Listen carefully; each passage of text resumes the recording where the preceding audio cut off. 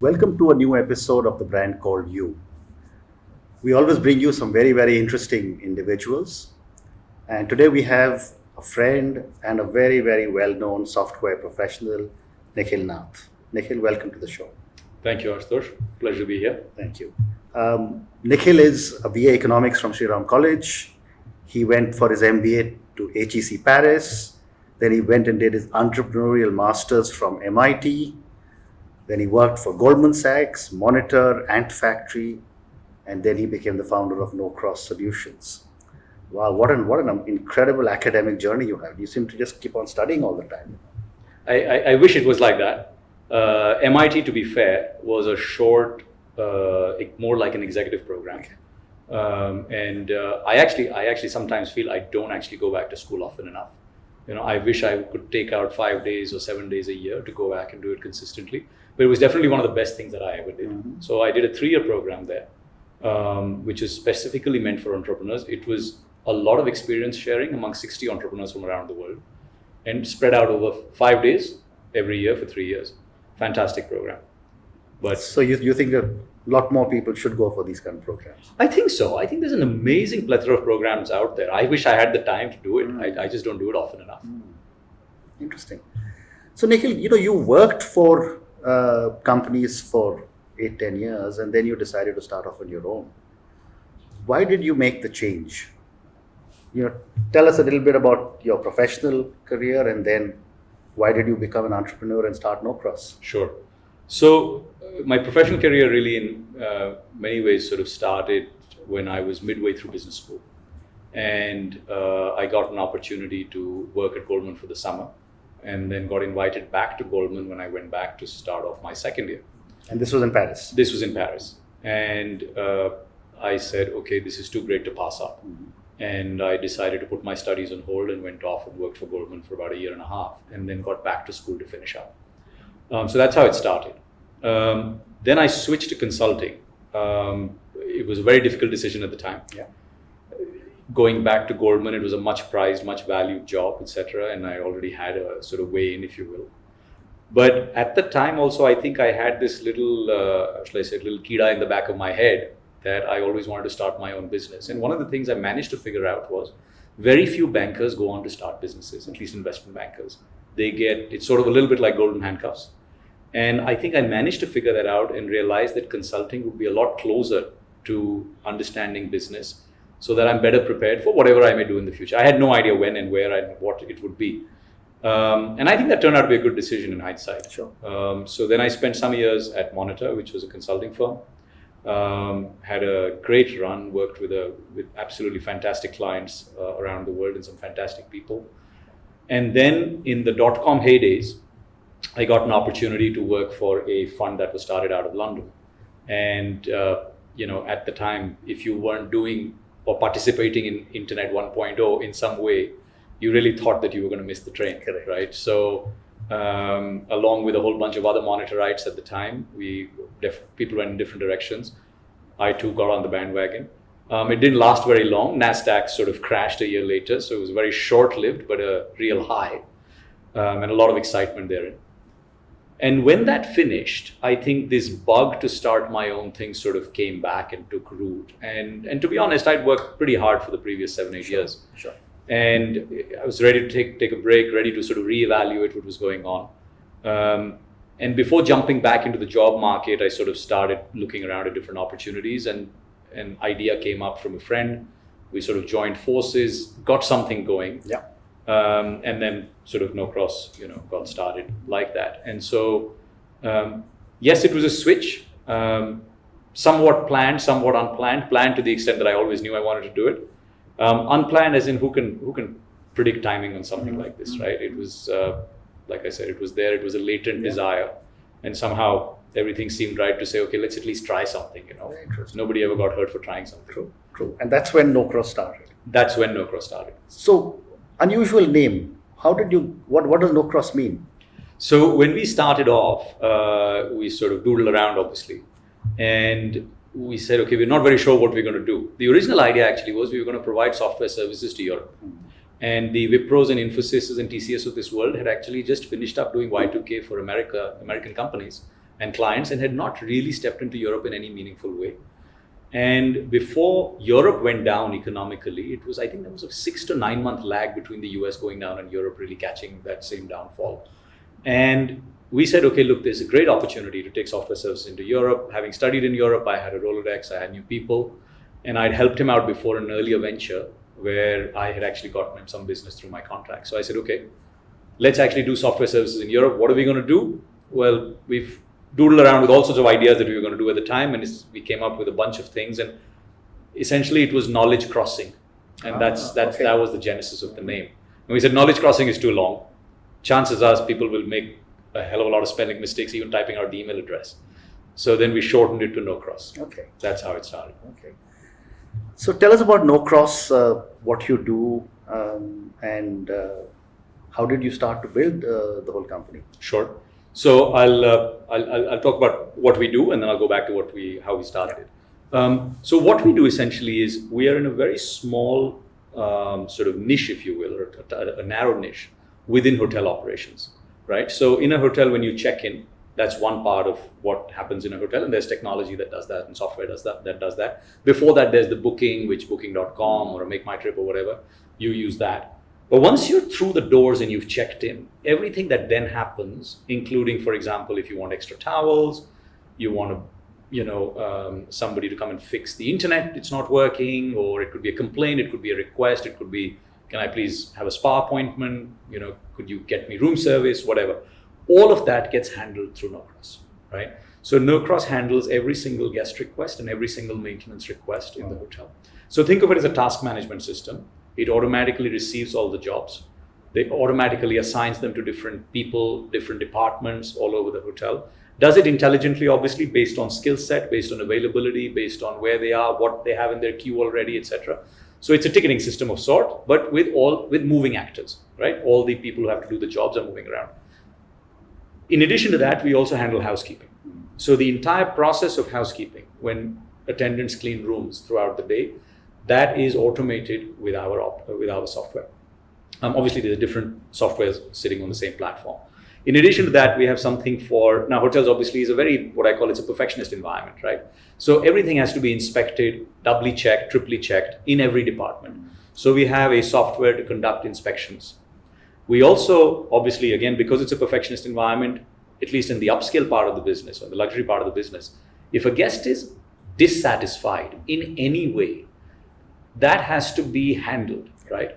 And how we handle that is through a software called No Glitch. Mm-hmm. So it's a glitch of sorts, right? Mm-hmm. And a glitch is a missed expectation. It could be that the hotel has done nothing wrong, but if your expectation was it should be this and something else happened, it's a glitch, right? So whether it's an Oberoi or it's the Ritz in Paris or whoever, all of these people obviously cater to demanding guests. Yeah. And if something is not okay, they need to fix it, right? And glitch is a standardized software-driven process that makes sure that happens. And when we started Glitch, it was just around the time that TripAdvisor was launched, right? And it started to become popular. So the timing was very fortuitous. And there was a team actually that had left the Four Seasons to work for one of our clients. Mm-hmm. And Four Seasons obviously is exemplary when it comes to handling guest complaints. And they had a very set process with which they wanted to they said, we would love to have software that helps us do this. And we were so hungry for business, we were willing to do anything for anyone at the time. So we said, yes, we'll build it. But lo and behold, what we ended up building was a fantastic piece of software that then every single client has bought ever since. Amazing. Right? And then, of course, we have a whole bunch of apps on mobile phones, smartphones for staff, which pretty much allow them to do 80-90% of what most of them need to do in their workday. And obviously, it's a very different paradigm from saying, okay, I have to log into the computer and see something. Today, it's a quick touch. Not only that, any information that you need to do your job effectively gets pushed towards you, sure, right? Automatically. So, for example, the software will know which room you're in or where you are, and will automatically push, if Ashutosh Garg is the guest in that room, will push his profile right up. So I'll know who he is, I'll know how many times he stayed, I'll know his preferences, all of that comes to the fore. Which means that this software is, when I go and check in as a customer, and if I have a complaint, do I have to push any buttons anywhere, or when I call on the phone, then it logs into the software? Good question. Both things can happen. We don't actually make front-end systems that touch the guest. There are many companies that do that, but they back-end into us, So if you were to do that in a front-end system, they wouldn't know what to do with that request. They would pass it on to us. On the other hand, of course, you would just pick up and dial 0 and ask somebody for something, and they would put it into the software as well. Either way, it's coming to the same place, and the hub is handling it, right? So in terms of starting KnowCross, going back to your other question, like I said, started off with a friend. The idea was to provide software services. That business model went out of the window very quickly because the markets were in a catastrophic decline, and all the European software outsourcing companies, which we wanted to displace with lower rates, were themselves offering their labor or their programmers at €0 a day. You can't compete with €0 a day, right? They said it was cheaper to keep these people at client sites than pay them to sit in the office, right? So we could switch our lights off and switch our air conditioning off. We said, okay, this isn't a business model. So at the same time, there was a hotel chain that had come to us and had asked us to doodle around and find a solution to this task management problem. So we started working on that. We prototyped it. We'd taken it to one hotel. We were just experimenting with it. So at the time, my partner decided, we parted ways because he said, look, this looks like a really long run. It doesn't look like we're going to make any money. I'm expecting a baby. I need a paycheck every month. So he left. And I said, okay, well, what should I do with this now? Let me just trudge on. And I was quite fascinated with this whole let's create a software thing. So I used to build a lot of software as a kid. So when I was between 10 and 16, software was my passion. And I just loved this idea of coming back and actually building something that might be commercially viable. So I said, okay, let's give this a shot. Took it to a few hoteliers. Having stayed in hotels for so long during consulting and banking during those parts of my career, you knew a lot of hoteliers. They said, look, it seems to have legs. There might be something there and we can see it happening, but don't ask me to pay anything for it. Business is too bad. I'm not going to buy it. I said, that's fine. I'll build it. So for the better part of 2 years, myself and a couple of programmers, some of whom still work with me, we built this software. And really, it was doodling away. It was just thinking off the top of our heads, basing it on experiences that one had had. And eventually, we started to get 1 customer, 2 customers, 3 customers. So that's how it started. For 7 years or 6 to 7 years, we only had 1 product. It was the task handling product. That's all that we did. That's a good segue into my next question. You said for some time you had 1 customer, a few customers, and today you are across 35 countries with multiple clients. What goes into managing such a wide spread and such a diverse organization across the world? You must be on a plane all the time. A good question. I used to be on a plane at one point in time. Now you have your own plane? I wish. No, I don't have my own plane. Actually, to me, bliss is not having to travel. I think, I thought about this a little bit the other day when we were chatting prior to this interview. And I actually think it comes down to people. It's people, right? I would not be anywhere today without some of the key people that work with me. And fortunately, a lot of the people in the senior leadership team have either worked with me for almost a decade or more, or I've known them for over a decade and they've joined me in the last 5-7 years, right? And I think that is a real joy, and it's also real freedom, right? That gives me the freedom to focus on building the next thing in the organization and not managing the running of the organization, right? So yes, it's now actually 42 countries 42, okay. and many hotels. But honestly, I'm as surprised as the next guy when we get an email saying, "Oh, we just won this deal." I have no clue that was in the pipe, right? I mean, I'll review the sales pipe on a monthly basis. And I think that's a testament to the team. That's a testament to people. Amazing. Yeah. Very little to do with me. Yeah. Well, you built the whole team. So I built the team. You've been modest about it. No, but I think there's luck plays a part, right? I think some of the early people who came on, and we of course had the chemistry, we hit it off, they shared the passion. Yeah. And they still share that passion. I mean, it's not like I don't have my down days, and I can tell you they're the ones who uplift me, right? I'll walk in and somebody will be jumping around the office saying, "Oh, I just got this," or saying, "Oh, I'm handling this," etc., and I'll forget whatever was, causing my down. So it's infectious, right? Passion is very infectious. Amazing. You chose to focus on optimization of the housekeeping department within a hotel. What is your view on being so narrow? So you've gone very narrow in terms of specialization and very wide in terms of number of clients. How does that strategy play out versus people who say that I want to be able to handle through the hotel information system, the entire hotel, and stay with a fewer hotels. Sure. So I think for us, it's worked well. I think one of the real things one has to watch out for as an entrepreneur, and actually this is one of the things that I learned from a lot of my fellow classmates at the MIT program, is the only thing you can be sure as an entrepreneur is the desire to build something new every day, right? So you've not got one boat sailed and you want to jump off and sail the next boat, right? It's very, very tempting. We've done it and we've gotten hurt very badly because we weren't ready to launch new things. So it's always tempting to keep doing new things and broaden out from that niche. But I think experience and learnings from others have taught us and have taught me that it's best to stick to what you're doing well. Unless, and I think till a point where you seriously say, okay, I'm plateauing out, I can't do anything more, right? And I think it goes back to saying, okay, is this not going to work as a viable business? It is. Well, then why would you tempt? Then it's only temptation that's taking you away, or boredom. Neither of which, fortunately, we suffer from right now, right?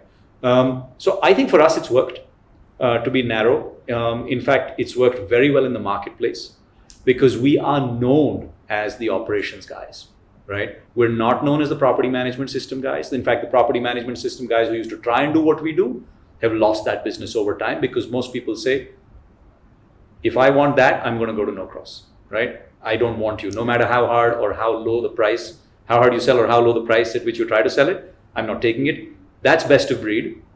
And that's what I'm going for. So I think that has its own merits, right? But in our case, it's worked. But would that have a challenge in terms of integration with the property management software all the time as they keep upgrading? So they do keep upgrading, but I think that business also has become very competitive. And I think they've also realized that it's best to stick to knitting. So of course, we have great interfaces and great relationships with most of the PMS systems out there.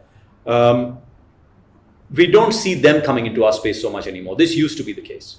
But I think as technology has become so pervasive, right, and there's so much of this startup stuff going on around the world, obviously people are targeting niches and becoming very good at getting those niches sorted out. Now, of course, that does pose a problem for the hotel because the hotel does not want to deal with so many vendors, right? So everybody in every niche is eventually going to want to control a few niches so that it is a valued vendor and it can't easily be displaced, right? It's exactly what we're trying to do. But would we go into the PMS space? No. Is our space so easy to come into for a PMS? Probably not as well, because we've advanced so far along that path that somebody is only going to be playing catch up for a very long time.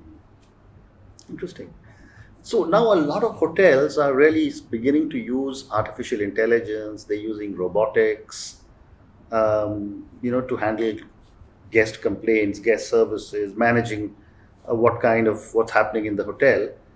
Are you also upgrading your knowledge bases to say use artificial intelligence? Robotics are being used to now service rooms and everything else. Yeah. So how does that have an impact on you? So it does. There's no doubt. I think the only thing that's true about running a tech business or being in tech is if you're not moving forward, you're moving backwards, right? So of course, every single day you've got to go out and you've got to make sure that you are taking decisive steps to move ahead and are keeping abreast of everything that's going on, lest somebody come and displace you tomorrow. So yes, AI and machine learning, etc., are very big things. We are starting to look at what we might do with them. Truth be told, we don't have a final product yet. We are depending on which part of our product portfolio we're talking about, we're at different stages of experimentation right now, right? Robotics is very interesting as well. We're not a hardware company, but we started looking at cleaning rooms with robots 3 or 4 years ago. We didn't find enough viability to be able to really take it forward at the time.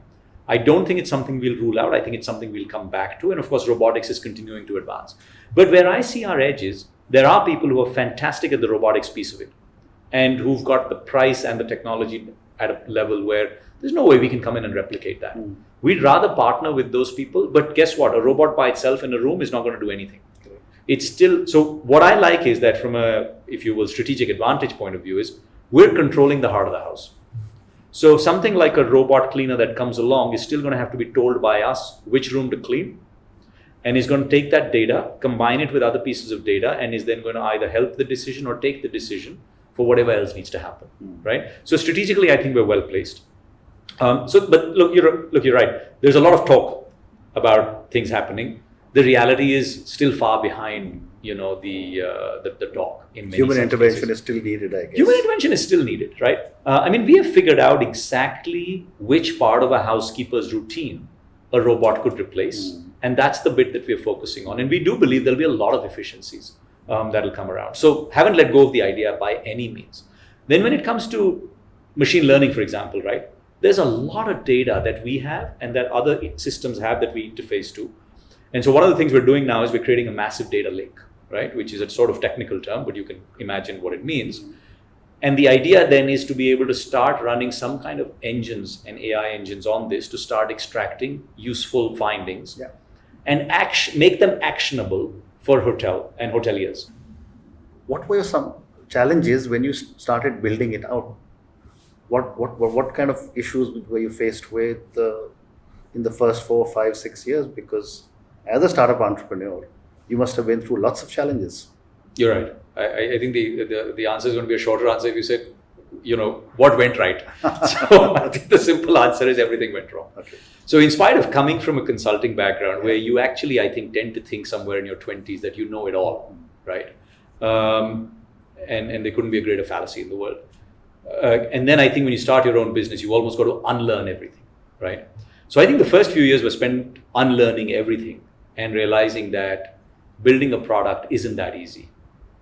Asking somebody to pay a single rupee for something isn't that easy, right?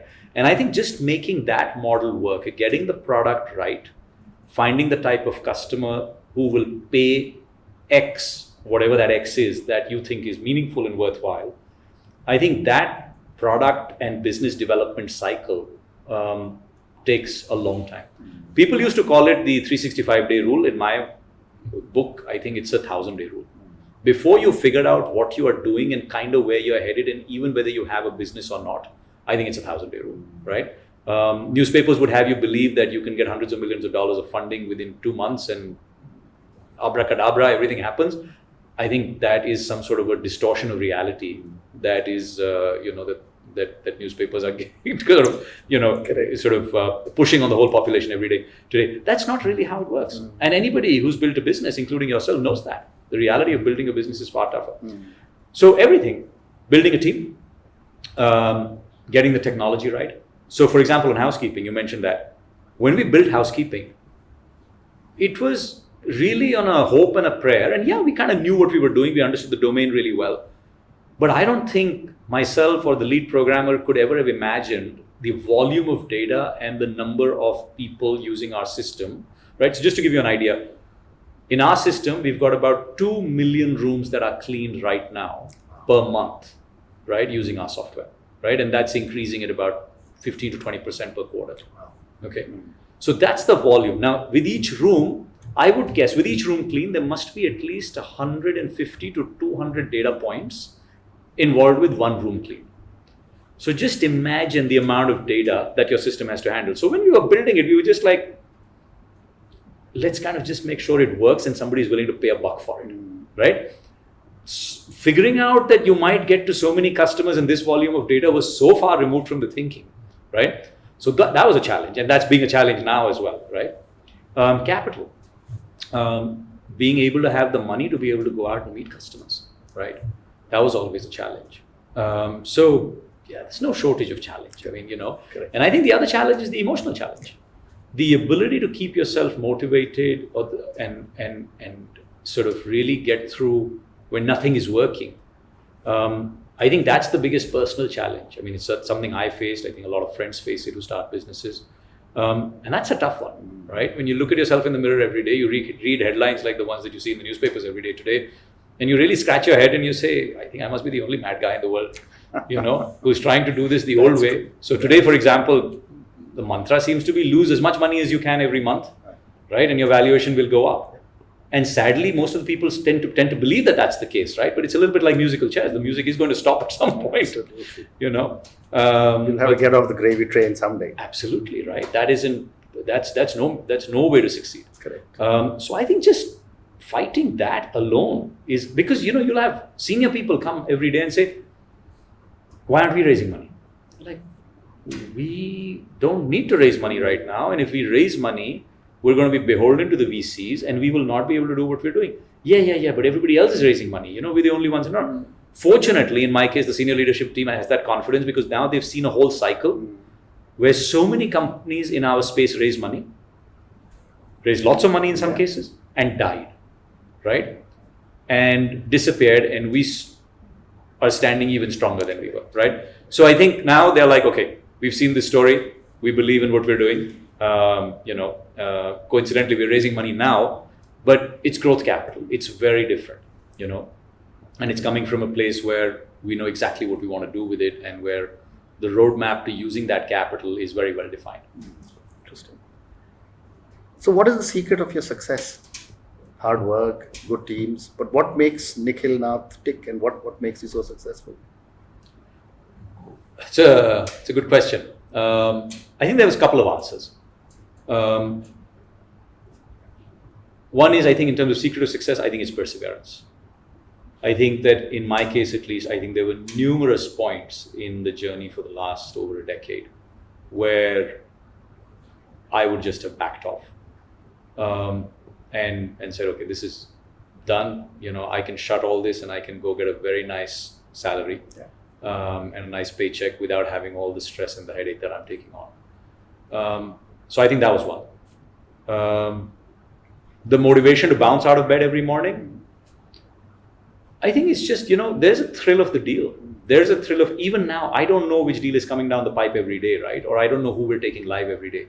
But when I see that mail, no matter what is going on, it is still the most heady feeling that we've just launched a customer or that we've just won a customer or an account. And I think you just live for that. That's a real high. And then other than that, obviously, my kids get me out of bed every morning, right? That's always a real motivation. Yes, absolutely. So one question I love to ask all my guests is, give me your biggest learning from your biggest failure. It doesn't have to be one, Sure. It could be just learnings, whatever you're comfortable with. So I think in the KnowCross history, my biggest failure perhaps was losing one of our key accounts. It was the first global account that we won. At that time, just like doggedly chased the hell out of it. Like Rottweilers went at it for years and broke that wall down and got into it. And then 6-7 years later, losing that account because we got caught in a sort of political, shuffling of portfolios inside that organization, etc. And just sort of, we got caught in the downdraft of all the changes that happened thereafter. And I think that was a big learning. And the learnings were as follows. One, we had very subtly, quietly, and in a way that crept up on us, become highly dependent on one customer, right? I think it's the story of a lot of businesses, as I've discovered since. But it creeps up on you, right? And you start to think that you're really succeeding. But from a customer risk analysis point of view, anybody who's been down that road before would have probably called it a red flag way earlier than we saw it, right? So I think that was a big, big learning. Even today, we have some of those customers on board, but they slowly, obviously, have fallen off because corporate decided to go in another direction. And I think that was a big learning. And the learning was that no matter what's going on, I think in our case, and perhaps in a lot of other businesses, I think you've got to make sure that you stay very, very close to the decision makers in your customer organization and really track those changes as they happen, right? And sort of are able to dance your way into the new org structure, the new leadership, the new decision-making structure, instead of coming at it when it's too late, right? And I think that was really a big, big takeaway for us as an organization. So today, it is the job of every single regional head and sales account manager underneath that to manage their relationships. So our business sometimes in enterprise software, I think it's a little bit akin to banking or even legal, right? Where your clients, you've got to be in the client relationship business to some extent to win the business. Your product, of course, it's a given that it has to score and it has to be good. But decisions get taken by people, and people take decisions and buy from people they like, right? And that they know and trust. So when that equation sort of falters and you've not kept abreast, you put yourself at risk. So my last question, been an amazingly successful startup entrepreneur, and thousands of people watch our podcast. What would your advice be, based on your own learnings, to someone starting off now? It's a tough one. So I'll try and ground this in my own experience, right? One, like I said, I think is perseverance, right? Two, from what I read and some entrepreneurs that I interact with who are starting out in their 20s, is don't get fooled by valuation, right? That is not your end goal. And that is never going to make you money. In fact, if anything, you will have wasted many years of your life when things don't go so well, because that small little term called liquidation preference that most investors have in their shareholders agreement means that they will actually take everything back. Absolutely. And you won't get anything if it doesn't actually take off. So ultimately, I think you've got to be patient. You've got to understand that building a real business is the objective. Money is perhaps the fuel that will get you there. But don't get fueled that money alone. It's fanning your ego, but it's not building the business, right? And third is people. It's harder to act on this last advice. I think it's very difficult to find the right people to work with you. So if you're a cohort of co-founders, that's a very good start, because at least you collectively believe in something and you hopefully have complementary skills. But if you aren't, find a core team that really can carry this through with you, because there will be emotionally times when you need their emotional support. And just as things happen, I think 3 or 5 or 10 brains is better than one, And ultimately, like I said earlier, I think people is the only thing that will eventually help you succeed in any organization. It's an often repeated mantra, but I can say for ourselves, it's truer than ever. And wherever we've not managed to do that, we have failed. Every time we have got the people decisions wrong, we have suffered for it. And it's taken us a long, long time to recover. So it's the right people in the right positions. Wonderful. Nikhil, thank you very much for being on our podcast. I think Thank you.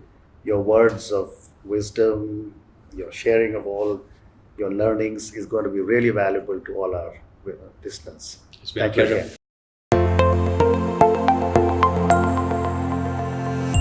Thank you for listening to the Brand Called You podcast. Be sure to visit tbcy.in to join the conversation, access show notes, and discover fantastic bonus content. You can follow us on YouTube, Twitter, Facebook, and Instagram. Simply search for The Brand Called You.